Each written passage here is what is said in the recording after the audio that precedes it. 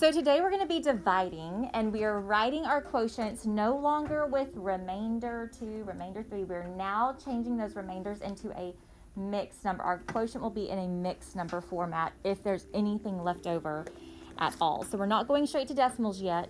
It's kind of like the first step to getting our answer in decimal form. Okay, first of all, looking at this, if we used a mixed number to name the number of shaded circles shown here, what would I possibly write? Yes. 1 3/4. Maybe 1 3/4. That circle should be a half. It's not a very good one. So let's pretend like it's exactly half, and I did a better job of putting a half a circle. And then what mixed number would I write? 1 1/2. 1 1/2, right. Okay, does everybody understand visually that's one whole circle and then half of another? Or should be if my drawing was better. Okay, some problems have answers that are mixed numbers. Okay, not just when you multiply, not just when you divide. It can happen anytime. However, whenever we start working with numbers and we include part of another number, we now are working with a mixed number. So for example, it says, what's the width of the rectangle formed by folding a sheet of notebook paper in half? So if I take that notebook paper right there, okay, and here's a real example too. Okay, if I have this sheet of notebook paper, and then we fold it down just like it's shown on the board. Okay, I go from it being 11 inches tall to now half that length. So 11 is an odd number. I can't divide 11 in half evenly. There's going to be something left over. But I wouldn't want to say 5 remainder 1. Okay, that'd be kind of weird. I can't have 5 remainder 1 pieces of paper. Okay, it would be 5 and good. Y'all are showing me a half of another inch. Okay, yes. Are you showing me with your hand? Gotcha. Okay. All right, so when you do this, I know that 2 goes into 11 5 times, which is 10. Okay, but I can't have 5 inches remainder 1 inch. It's going to be 5.5 inches. That's a symbol for inches. I could also write out the abbreviation or spell it out, inches. Can't see because I wrote black on black. Any questions so far? Okay, y'all did that one pretty good. All right, if I have 3 people, Paco, Alejandro, and Lucy, they all equally want to share 7 chicken pot pies. Okay, well, there's only 3 people. We have 7. You can't evenly divide 7 by 3 people. But Paco could have, oh, look, pal. Paco, Alejandro, Lucy. Paco, Alejandro, Lucy. I cannot just give a whole nother one to just Paco because they want to share everything evenly, right? So with this one, since there's 3 people, I would need to split this last chicken pot pie up into 3 equal parts.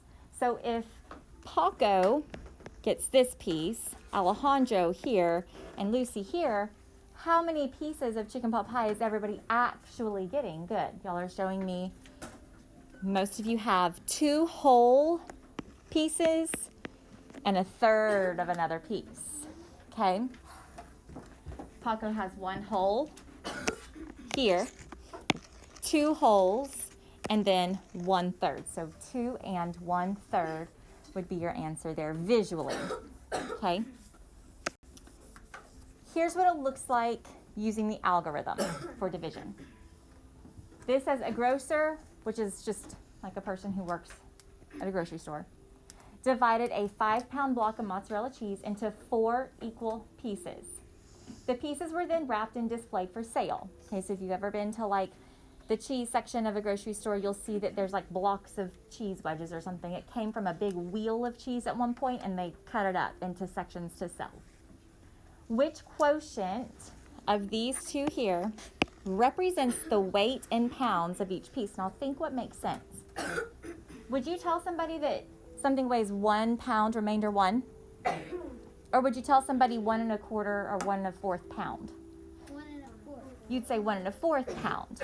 Okay, so this is again why we start dividing using mixed numbers, so we can tell exactly how much of a whole number I have left over. Okay, So looking at this answer here, can you figure out where this fractional part comes from? Anybody have any idea? Comparing this old way that we used to divide with remainders, now looking at the 1/4 part. I took 5 pounds, divided into 4 equal parts. I had 1 left over. Anybody noticing anything yet? What are you noticing? You had 1 left over, so you had to divide it into 4. Why did I divide it into fourths and not like thirds or eighths or something different? Yes.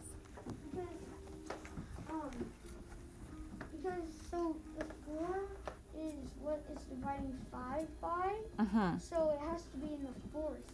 Very good. Like if it was like 8 divided by like 13 or something. If it was like this, then it would be an eighth, right? Yeah. But because I'm dividing 5 by 4, my mixed number, the fraction piece, will have a denominator of 4. Y'all notice how these two parts match? Okay? Whatever your divisor is, that's what your denominator will be in your mixed number. Whatever your remainder is here, that becomes your numerator because it tells how many pieces of the whole I have left over. We're going to do several more examples on the next slide. Yes? Okay. We're going to do number 1 first. If you think you know how, that's fine. You can work it out. But I really want you to pay attention because I don't want you to miss what I'm doing. Okay, first, 4 goes into 9 how many whole times? 2 whole times. That's my whole number. Notice how I'm emphasizing whole. 4 goes into 9 2 whole times. So my whole number is 2. What's 4 times 2? 8. So I subtract. This part's not any different, okay? Right now, if I did it the old way, my answer would be 2 remainder 1, okay? But I no longer want to use remainders. So I'm taking what my remainder is. That's the part of the whole, okay? So my answer is 2 1/4. I'm going to color code these so you can see and associate each piece. The remainder is the part left over of the whole that I initially divided by. Okay, let's do number 2.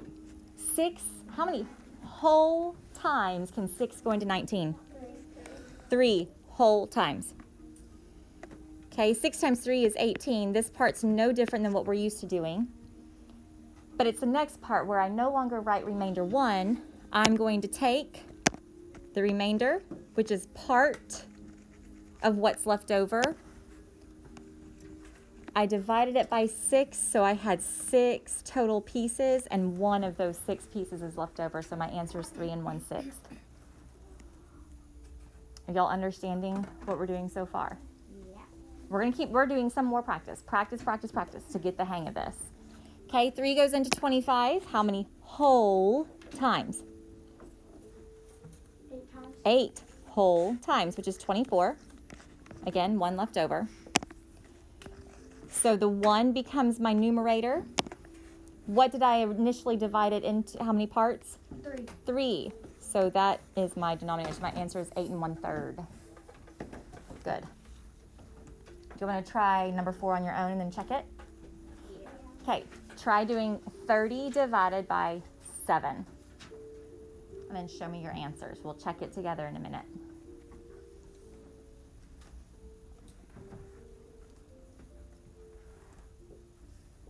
What number is this right here? Oh, 1. It's not a 1 on top. Yes. Oh, yeah. Yes. Not a 1 on top. Double check your division. Yes. Yes. Okay. So most of you, it's not the whole number. There you go. Okay, most of you knew that 7 goes into 30 4 whole times, which gives you 28. Some of you were not working this out. Y'all, I want you to work it out so you don't make a silly mistake, okay? Because a silly mistake is bound to happen if you are not working it out. So 7 times 4 is 28. I'm left with 2 as a remainder. Where does my remainder go? It becomes the numerator, and this over here is my denominator. So a lot of you are showing me 4 2/7, which is the correct answer. Remember, your remainder is how many parts I had left of the whole. Okay, let's try another one. How many whole times does 2 go into 15?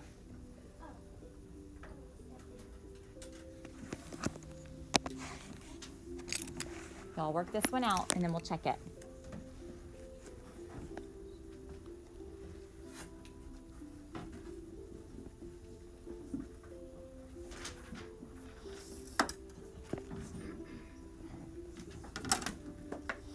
Okay, most of you are showing me that 2 goes into 15, 7 whole times. 2 times 7 is 14, so I would have 1 left over, which becomes my numerator, and because I was dividing by 2, that is my denominator. So 7 1/2. Okay, here's a bigger one. How many whole times can 5 divide into 83?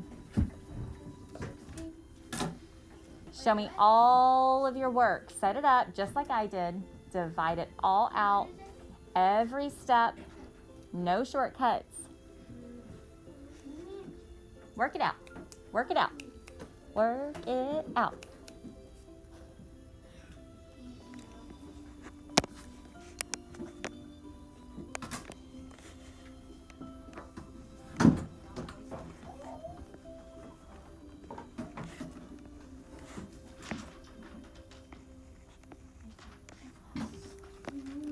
Okay, what I have up here right now is what we would normally do for dividing and getting a remainder. Okay, if I had a remainder, my remainder would be 3. But we don't do remainders, not anymore. We want to know exact amounts. So that numerator is now what your remainder would have been. So your remainder becomes 3, which is your numerator. And what is your denominator?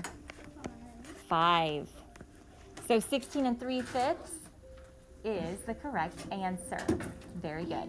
Do we need to do another one, or do y'all feel okay? Yes, I've got 3 in a row. You've gotten 3 in a row? So we're doing good. I wrote 2 and 2/5 last month. Do we need to do one more? No. We're okay? All right, we have 27 minutes to do your written practice. Your written practice today begins on page 269. Numbers 5 through 7 today need you to write an equation before you solve it.